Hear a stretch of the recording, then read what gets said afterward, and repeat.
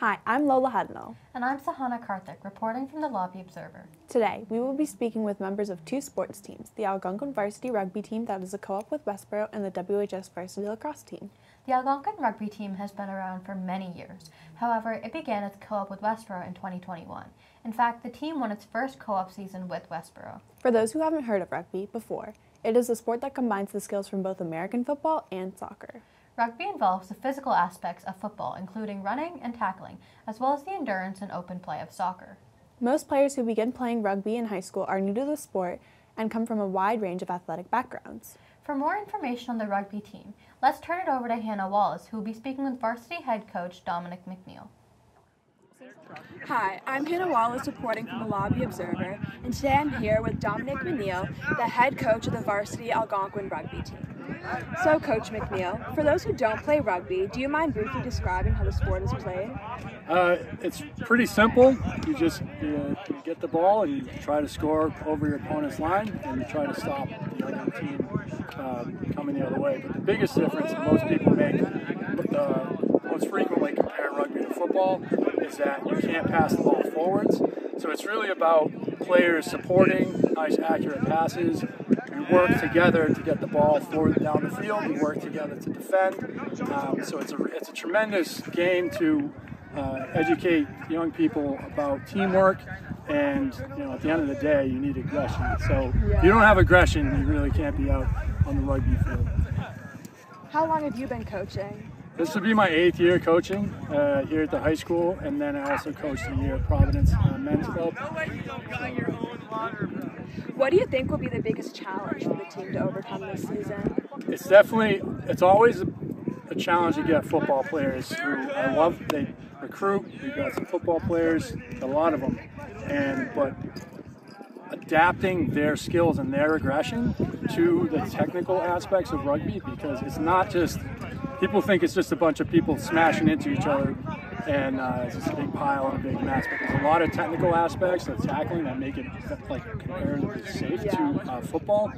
And discipline, you have to have an understanding around the breakdown, where tackles are made, ball carrier being tackled. So teaching new players, especially the ones that are used to playing American football, the tactical aspects and the techniques required to both play safely and competitively. Nice. So on a similar note, at what age should you begin playing rugby, and what is your advice to those looking to begin playing? Ages 8 through youth rugby, they start playing flag. If you go to other rugby playing nations, then they start as early as 8 years old into contact rugby, and you can just see the difference between American rugby and their rugby, which is far more sophisticated because those players have been playing from a very young age. Unfortunately, here in America, all we do is flag to a certain degree, but you're never too young to play, and you're never too old.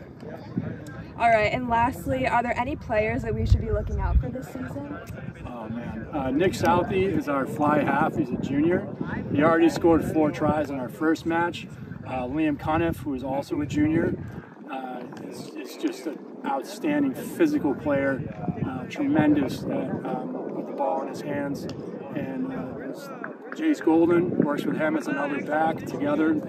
Between Nick Southey, Liam Cuniff, and Jace Golden, we have the best midfield, I think, in the state, at least at the Division II level. So they're all dangerous players. Also, Teresa Saccone, who's also part of that those backs. And John Valentine, another captain, senior.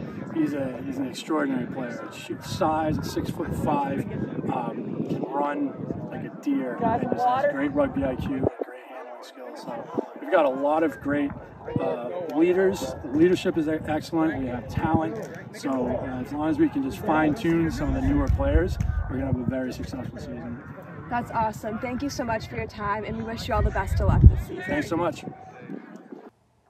Seems like the rugby team has a great coach that will set them up for success this season. Definitely. Now let's hear from a couple of the athletes on the team. All right, I'm back with Colin Doherty.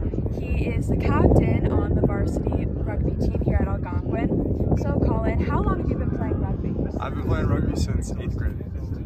What do you think the team's strengths are this season? Definitely our physicality. We have a lot of new players that play football, and they're extremely physical, and they just love the sport so far, and it's been a huge help. How does it feel taking on the role as captain of the team? I love it. I love being able to actually help the team more and have more control and say over extra conditioning and stuff like that. And however we can progress the team forward. I love giving speeches or whatever to hype the boys up. Yeah.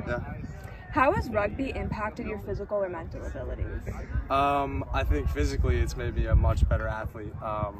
I came in when I first started playing. Well, I played in 8th grade, and then sophomore year I was out of shape, and then it really got me in shape, and then ever since then I've been in much better shape because of it. And do you plan on continuing your athletic career after high school? Yeah, I think I'm going to play club college rugby for Bridgewater State. Awesome, congratulations on Thank that. you. Well, thank you so much for your time, and we wish you the best of luck with the rest of your season and after high school. Thank you. Nice to meet you guys. Okay, so I'm back here with Logan, Joe, and Logan, who are all students at Westborough who play on the Algonquin rugby team. So, guys, do you feel that your rugby skills translate into football? Yeah, because all the tackling, they teach you how to keep your head out of tackles, because that's really important when you don't have equipment on. And they teach you how to play it safe. Yeah. How is it playing for Algonquin as a Westborough student? At first it's weird, but as soon as you get to know all the people there, and blocks of memory that they're from Algonquin. Yeah. It just blurs that out. So yeah. Is it a good environment on the team? Yeah, it's mostly kids you play with in football, so you kind of already know them, and it's the Thanksgiving Day game. It's you know half the kids, so it's kind of nice. And what made you interested in playing rugby? So for me, I played town football with them, and then one of the coaches invited me to play rugby for them. So I just played town rugby, and then I started playing high school. It was really fun. And then we made a little co-op team, and yeah, it's been really fun so far. That's awesome. Thank you guys so much for your time. We wish you the best of luck with your season. Thank you. I'm Hannah Wallace reporting from the Lobby Observer. Back to you, Sahana and Lola.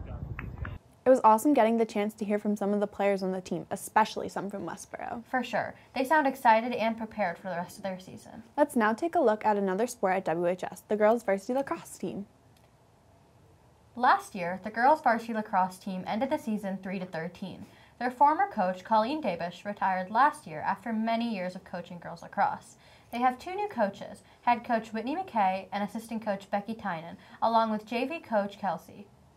Varsity won their first game 20-7 against Neshoba, along with another 16-13 win against Wachusett. Currently, they have 11 more scheduled games for this season. We will turn it over to Diya Bhattacharya, who's with Coach McKay, Coach Tynan, and Coach Kelsey. Hi, I'm Diya Bhattacharya, and I am with the Girls Varsity Lacrosse coaches. I'm Coach McKay. I'm Coach Tynan. I'm Coach Kelsey. All 3 of you started at the start of this season, right? And what are the big changes, that you've noticed as coaches between last season and this season? So last season we weren't here, obviously. Actually, we're brand new to the Westborough Public School District, so we've only really had conversations with the girls about what last season looked like. When we came in, it sounded like they didn't have a lot of preparation during the off-season kind of stuff, so we really tried to put that in, and a lot of girls showed up and kind of understood that there were going to be a little bit more structure. There was going to be more structure, a little more expectation, and I think they've really latched onto that and seem excited to step up into more organized mindset of, hey, we did this today, we're going to perform 100%, and we're going to take home some wins. Yeah. And do you mind sharing some of the ways that you've implemented that? Yeah, I think the biggest way that we've implemented kind of more structure into the program is by holding girls more accountable. Right, we've really set some clear expectations. We've made players kind of show up, have conversations together about what they want their program to look like. We've set goals for every single game, offensive, defensive, overall, and I think the players having to set goals really makes a difference in how they perform on the field. Last season, the girls lacrosse team ended 3-13. This year, you guys are off to a really strong start, 3-1. So walk me through the games that have already happened, and then the games that you have upcoming this week and next week. So last season, actually, the 2 first games that we played, they were teams that we split with last year. So we won one of them, we lost one of them to 2 teams in the Midwatch A. So, and then we played a really strong team. Brumfield has always had like a reputation of being really strong in the Midwatch A, and they play up even though they should technically be, I believe, in the C. I don't know. Yeah. And I think that we went into that game with a little bit of hesitation based on their previous reputation. And the girls were, and we said right before the game, we had about 13 girls, and we said, hey, we're in it together. This is all of us. Yeah. And we took that win home, and that felt really good. And I think that that was a big difference, huge momentum boost. And we played a really good team on Monday, and I think that loss is, we played a good team. Talent's got to respect talent. And so. and we showed up against a good team. Like, that's the difference this season, is we're not like in on ourselves. Like, we've built this kind of like bond and family that's allowed us to perform stronger. Yeah, they're having each other's backs in the field, and it's really showing. That's amazing. So I heard that all 3 of you have played college lacrosse. Do you mind telling me about high school? Do you mind telling me about your prior lacrosse experience? You wanna go? I'll go first. I played Division III lacrosse at Bridgewater State University. I think that D3 is the way to go. I'm a huge D3 advocate. I love college sports, and I think that it's the best way to keep kids in school and to build yourself up, right? Like, being an athlete and being a student are really comparable in some of the ways that you have to find like intrinsic motivation, and I'm a huge proponent of going and playing sports in college. It's really interesting that you're like coaching philosophy. Yeah, I think my philosophy. Human philosophy. Yeah, my human philosophy. Sports teaches life lessons. That's my philosophy. You're not wrong. I played Division II. I actually started really late. We didn't have a big youth program in the tiny town I grew up in. So I started about my freshman year, right before my freshman year of high school. And then I played at a really demanding high school. And I got better. I went Division II. I played tennis there as well. It was wicked fun. I'll do it again. But yeah, it was a good experience. And I also recommend doing sports in college. However, I think that academics are really important, and it is okay to focus on your academics. But I do encourage people to continue their career if it's something they want to do. Yeah. Is there anything else that you guys have to share about the girls lacrosse team this season? How are the players looking in practice and matches or games? Sorry. And are there any like standout players? I mean, we have a bunch of standout players, actually. Coach China was talking the other day. We're kind of a dangerous team in the sense that we have 10 girls that scored goals against one of the toughest teams. Well, previously toughest teams, we sadly.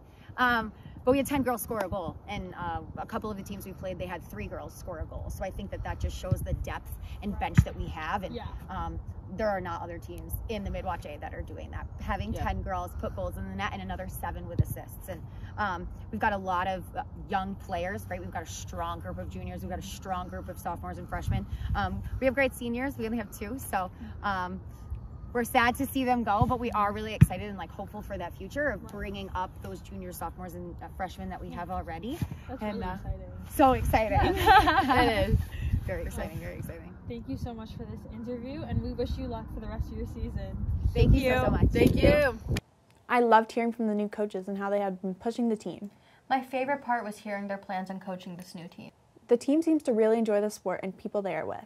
It's really wonderful to see the impact that sports can have on the players. Totally. And we wish the best of luck to both the rugby and lacrosse teams in the rest of their seasons. Definitely. And we encourage both students and staff to attend a game to show their support. Well, that's all for now. This is Lola Hudnall and Sahana Karthik signing off for the Lobby Observer from Studio 33 at Westborough TV.